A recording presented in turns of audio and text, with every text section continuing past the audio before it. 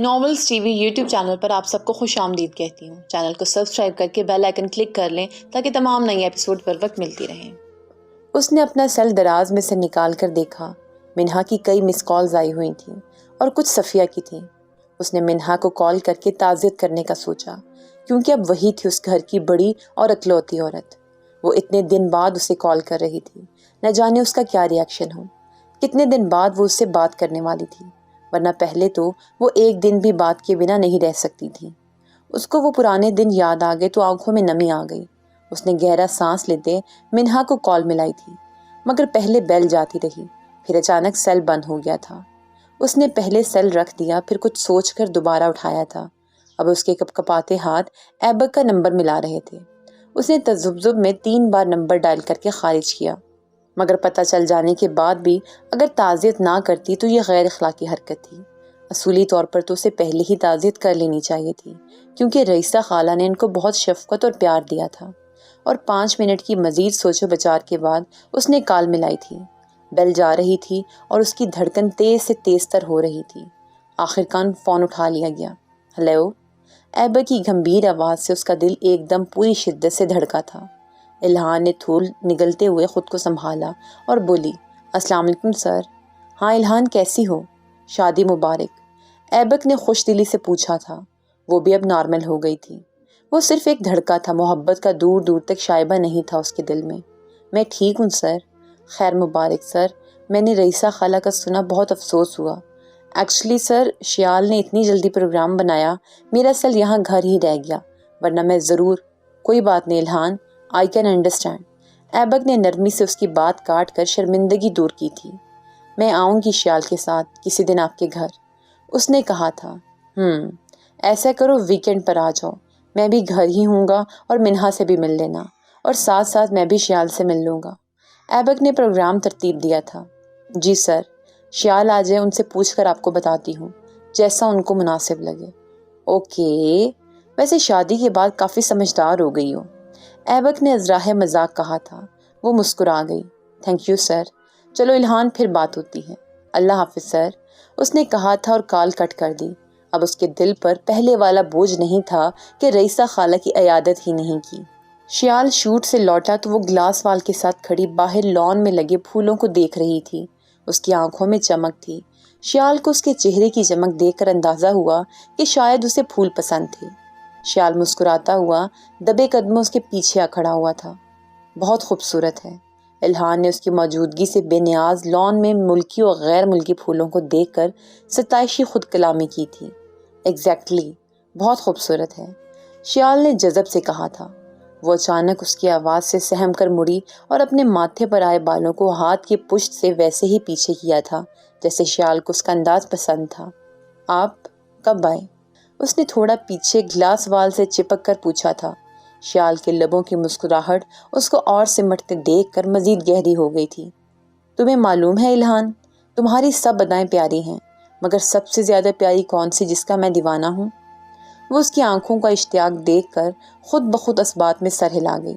یہی، شیال نے اس کو خوشبودار گیسوں کی جانب اشارہ کیا تھا، جو تم مشکل سے مشکل حالات میں بھی اپنے ماتھے پر آئے بال بچوں کی طرح اپنے ہاتھ سے سمیٹتی ہو۔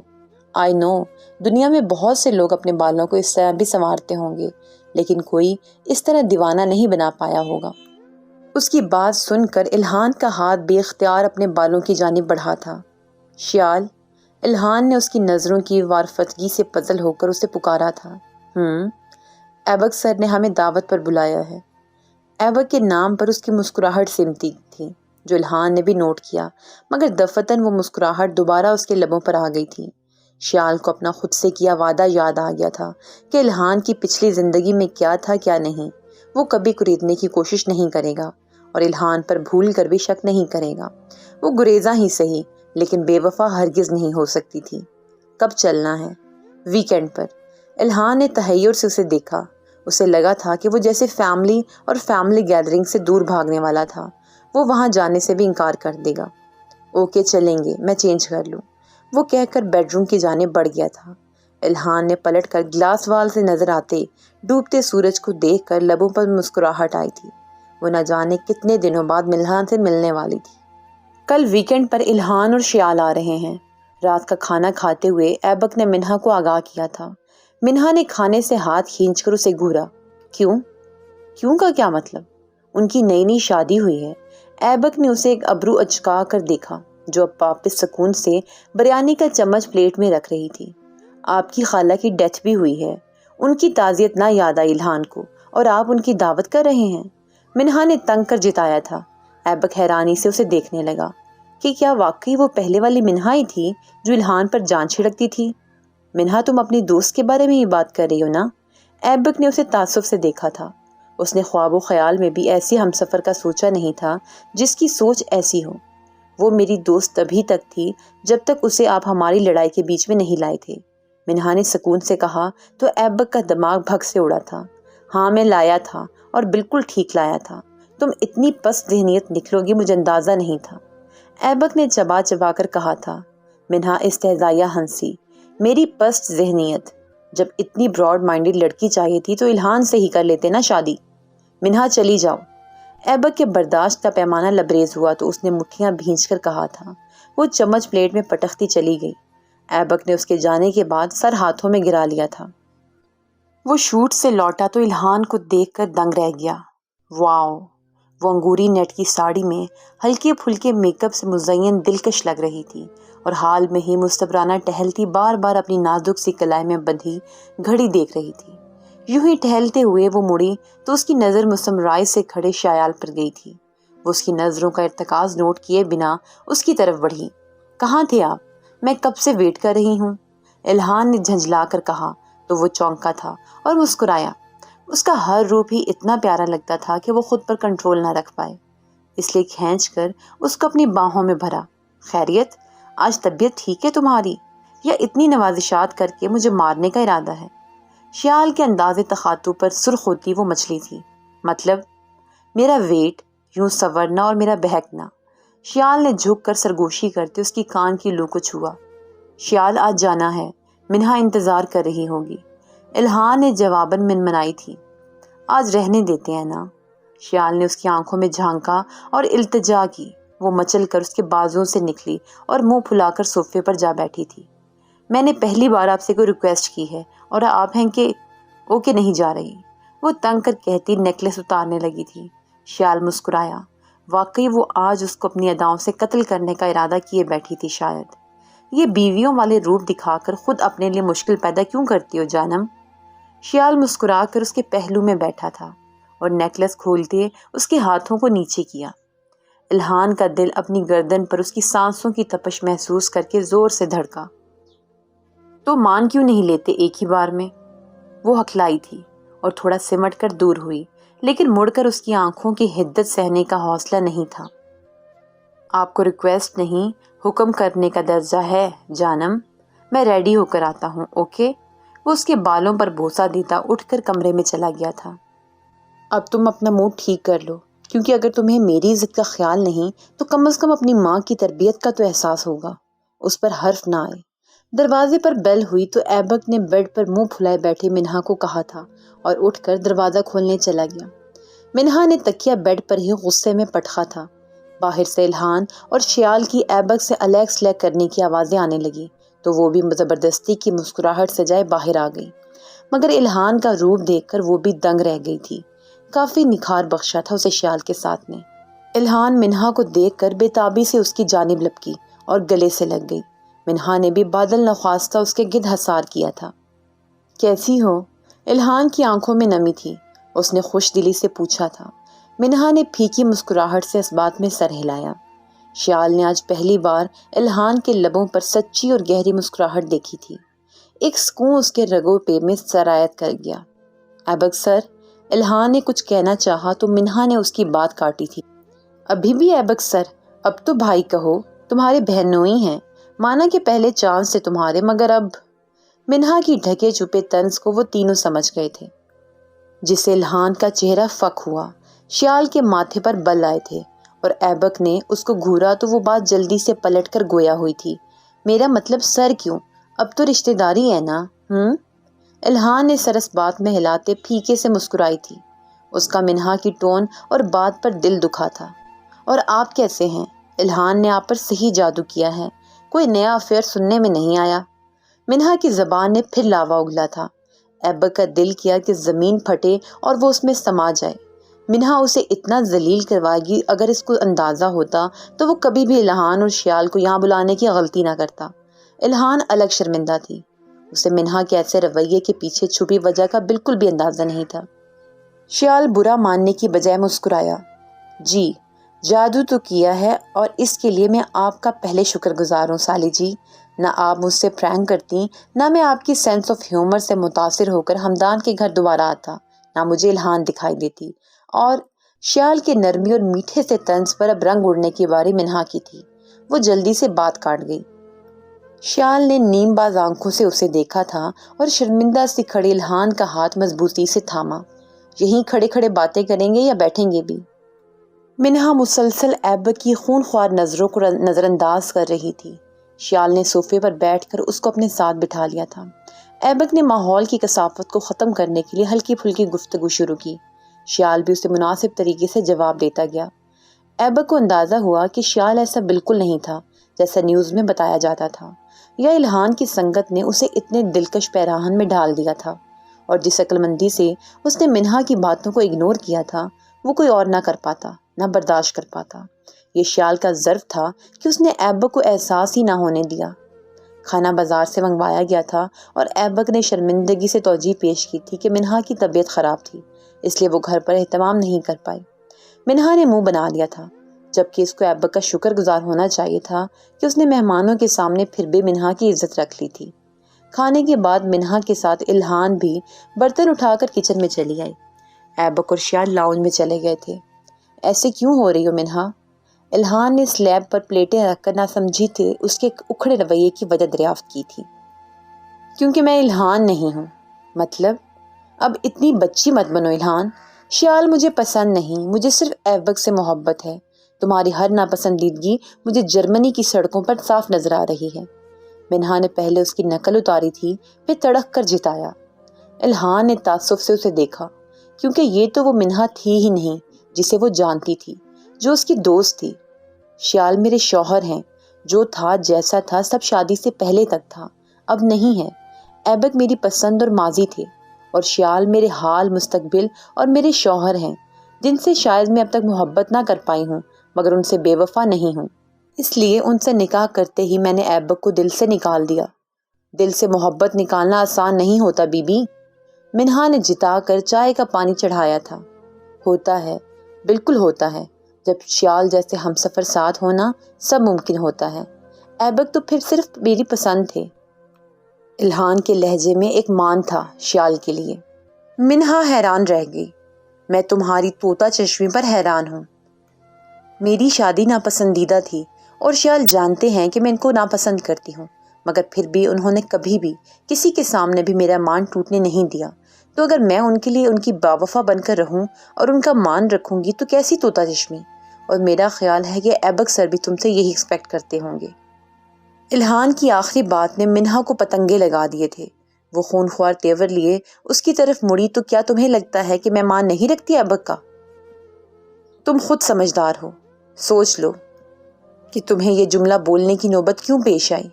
الہان کہہ کر رکی نہیں تھی اور جا کر لاؤنج میں شیال کے ساتھ استحقاق سے بیٹھ گئی۔ وقت رخصت شیال نے گوپال کو کار گیٹ تک لانے کے لیے کال کی تھی۔ خیریت؟ کیا ہوا کار کو؟ ایبک اور منہا جو ان کو گیٹ تک چھوڑنے آئے تھے، ایبک نے پوچھا۔ یار وہ تھوڑا مسئلہ کر رہی تھی، ڈرائیور کو کہہ کر سروس کروانے بھیجا تھا، اتنے میں کار آ کر رکی تھی۔ گوپال نے نکل کر ان دونوں کے لیے کار کا دروازہ وا کیا۔ ایبک! اس سے پہلے الہان اور شیال کار میں بیٹھتے، منہا نے تیز لہجے میں ایبک کو پکارا تھا۔ ایبک اور الہان دونوں اس کی جانب لپکے تھے، اور ایبک کے نام پر گوپال کے کان کھڑے ہوئے تھے۔ اس نے ایبک کو دیکھا، کہیں کہ دیدی والے ایبک تو نہیں؟ اس کے ذہن میں ایک خیال در آیا تھا۔ منہا بے ہوش ہو گئی تھی۔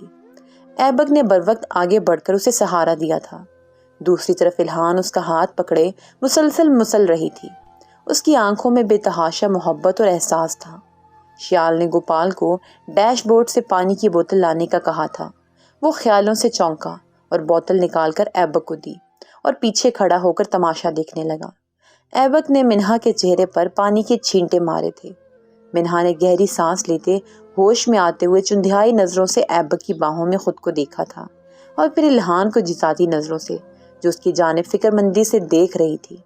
در حقیقت یہ اس کا ڈرامہ تھا، الہان کو یہ جتانے کے لیے کہ ایبک اس کی فکر کرتا ہے، اس کا خیال رکھتا ہے۔ تم ٹھیک ہو؟ ایبک نے اس کا گال تھپتھپا کر پوچھا تھا۔ وہ ماتھے پر ہاتھ رکھ کر سسکی۔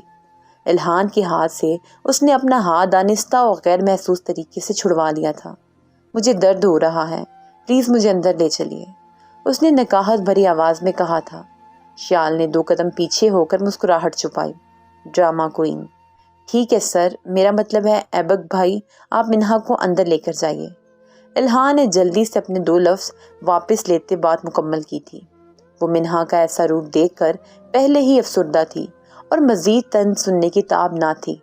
ایبک نے اس بات میں سر ہلایا اور اسے تھام کر اندر کی جانب بڑھ گیا تھا، اور وہ دونوں کار میں بیٹھ گئے۔ گوپال کار ڈرائیو کرتا سوچ رہا تھا کہ کیا یہ ماہی والا ایبک ہے یا کوئی اور۔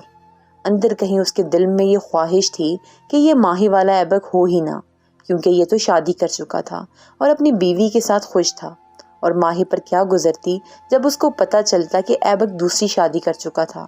وہ تو جیتے جی مر جاتی، لیکن پھر بھی ماہی کو بتانا تھا، بلکہ سب سے پہلے اس سے پوچھنا تھا کہ آیا وہی یہ ایبک ہے یا کوئی اور۔